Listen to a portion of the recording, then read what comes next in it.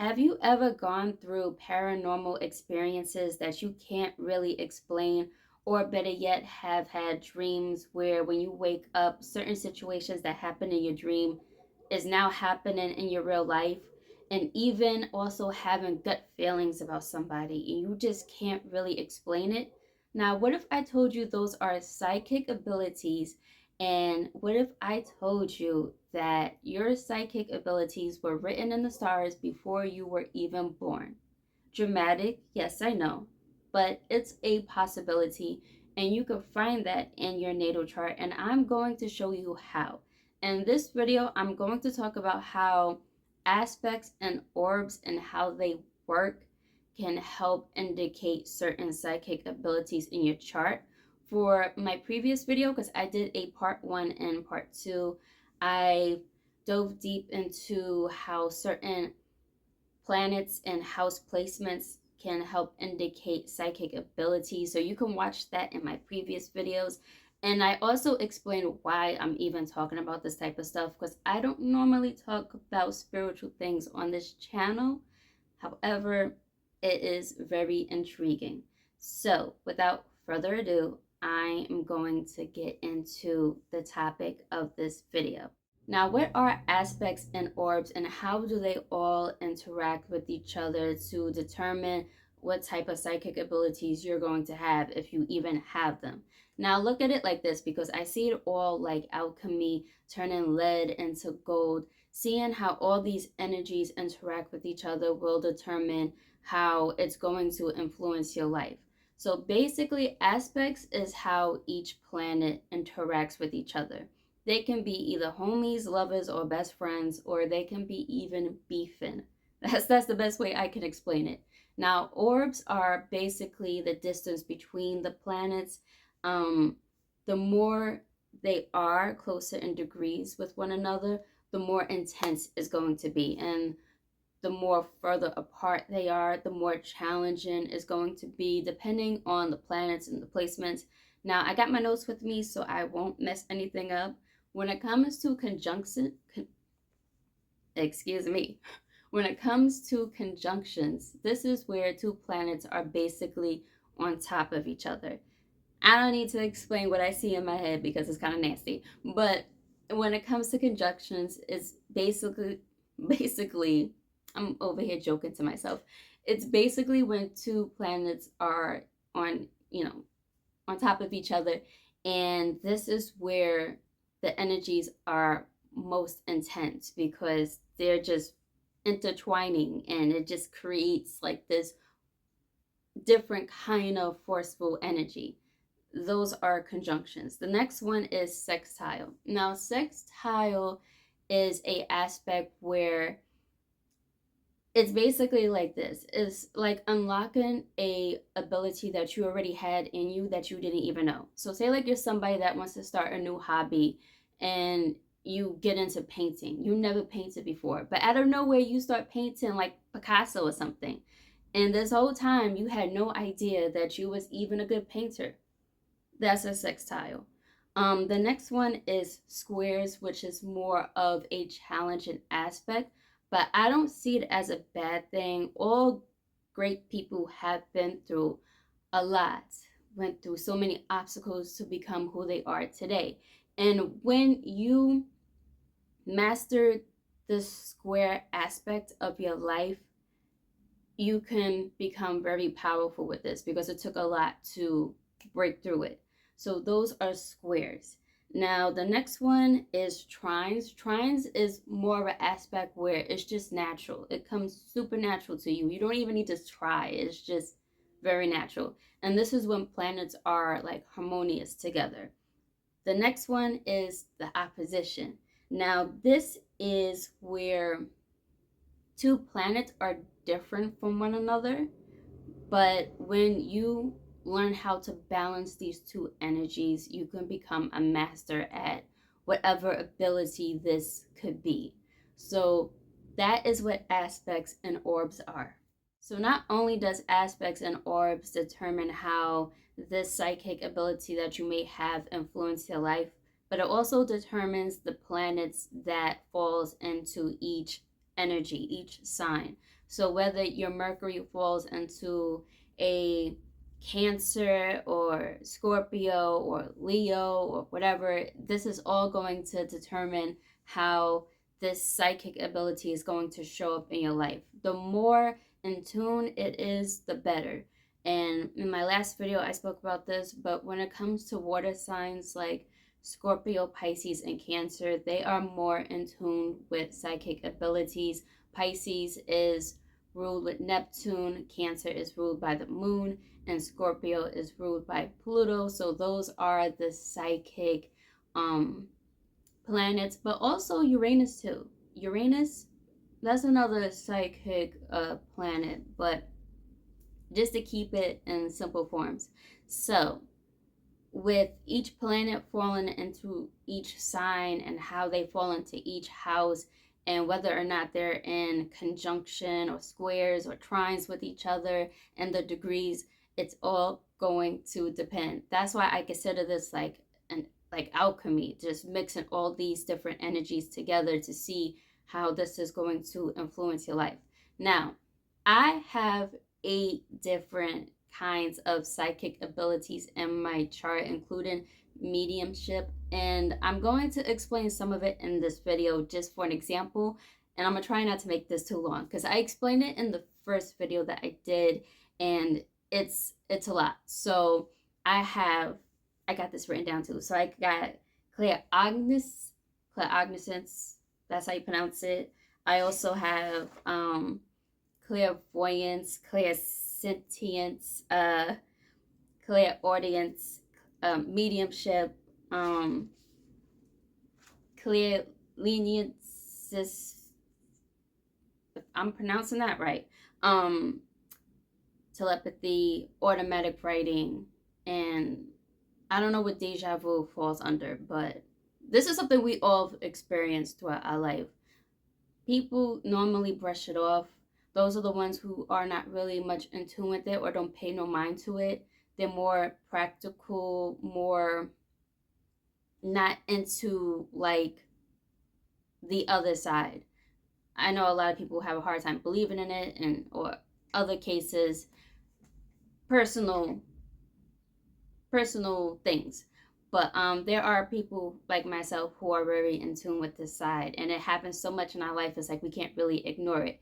So to break certain things down, this is how I have these certain psychic abilities in my chart. So when it comes to clairognoscence, if I'm pronouncing that right, it's because my Mercury conjuncts my Mars, and my Mercury, I believe, is my Mercury falls in Aquarius, and my Mars also falls in Aquarius. So that explains a lot. And they're, like I said, in conjunction, so right on top of each other. So I get a lot of like downloads and messages, like real instant flashes and stuff, and that all falls into like the automatic writing too.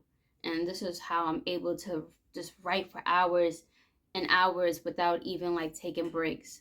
And the next one is clairvoyance, and that's because my Neptune conjuncts my Uranus, and my Neptune, I believe, is in Capricorn, which explains the grounded energy that comes with it. And my Uranus also falls in Capricorn. So, and they're, yeah, both in conjunction. And my moon, which falls in Scorpio, conjuncts my Jupiter, which also falls in Scorpio. And yeah, they're like 2 degrees apart. So certain things like that is how certain psychic abilities happen so natural to me. The next one is mediumship. Now, mediumship is where you can get messages from spirits. You would hear spirits. You could communicate with spirits.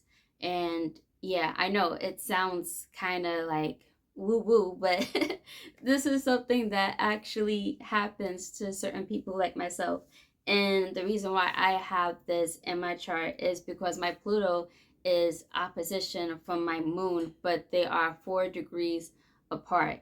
and both my moon and my Pluto is in Scorpio, so that's really intense.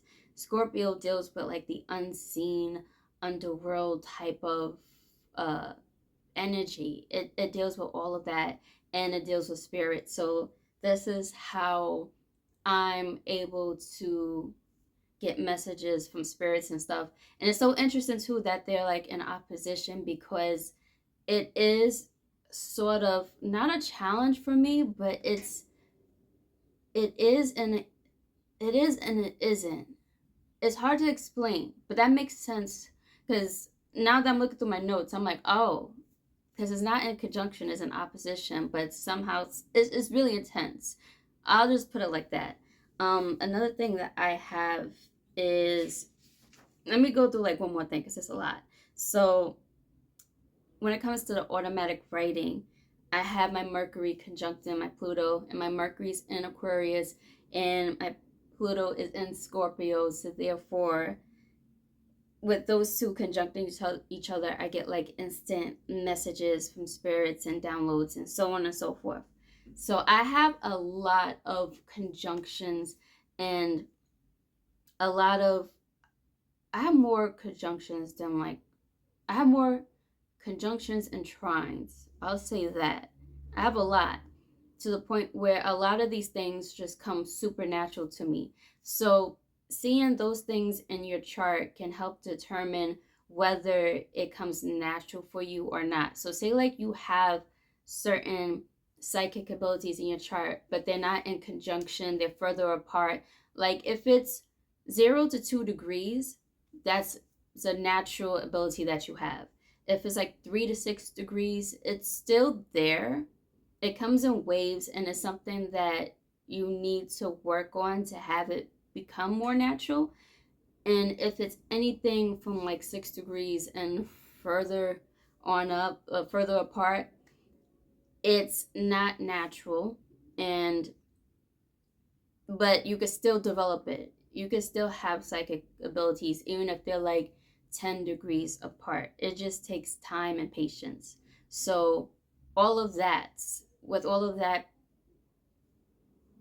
I've just said, this can help you uncover your psychic abilities. I'm gonna say this one thing because I feel like this can help all the introverts out, all the people who have a empathic type of psychic ability. If you are somebody who has felt energy from people, you can, it's like you absorb emotions from others, and you do not do well in crowds. Like me, I do not go clubbing, I do not go to concerts, because I am someone that can feel the energy everywhere, and I can absorb people's emotions easily. I can pick up on things with people, and it's just like, it sounds out there, right? But this is really a thing, and I've met other people who've had certain experiences like this, where you can pick up certain emotions from someone, and it can be really, really draining. And therefore, we're the types that like to distance ourselves, not to be shady or selfish, but sometimes we need to have like a